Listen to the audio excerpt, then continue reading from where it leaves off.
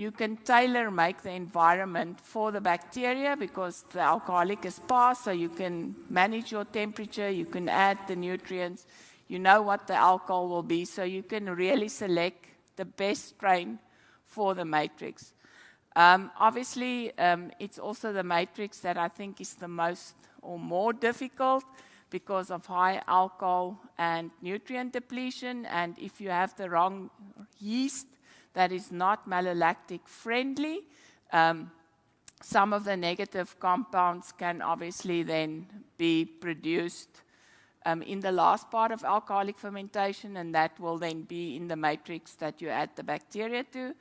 And then the one don't want to call it new because it's definitely not new, but is co-inoculation or simultaneous inoculation is where you add the bacteria with the yeast in a grape must. So obviously there's no alcohol and the nutrients that the must provides is available to the bacteria.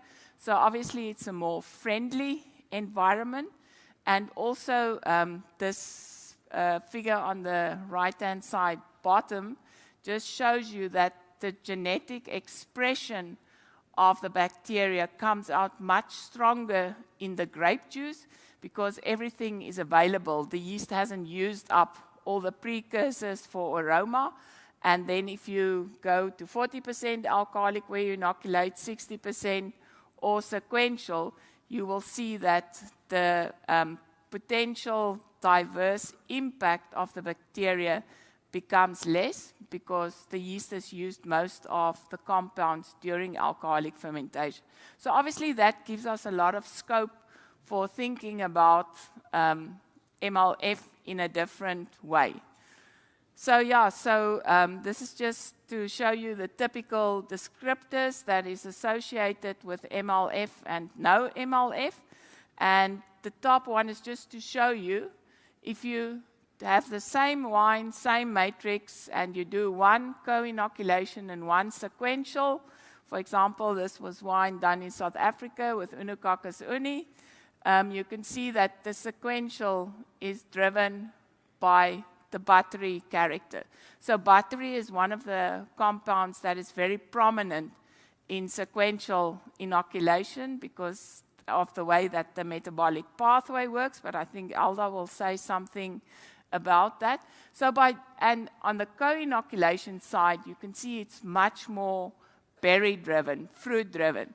So co-inoculation, and then there you can see there's a subtle buttery here at the bottom. So obviously, by just changing your inoculation time, you will end up with a different aroma profile in your wine. The bottom one was Chardonnay from an article where they did MLF in tank and barrel. And I'm not sure here in Spain what the common practice is, but in South Africa for Chardonnay, many of the fermentations are done in barrel. And you can see if you do the MLF in tank, it will be a much fruit, floral-driven wine. And then if you do the MLF in barrel, you will add the complexity of butter, vanilla, oak, and caramel.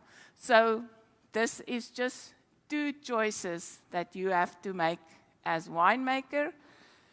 So I think one of the most important thing is the amount of bacteria that's on the market has increased since I started working when there was about 3. And I think there's about 30 to 40 different cultures now. So obviously the choices that you have to know what you want to achieve.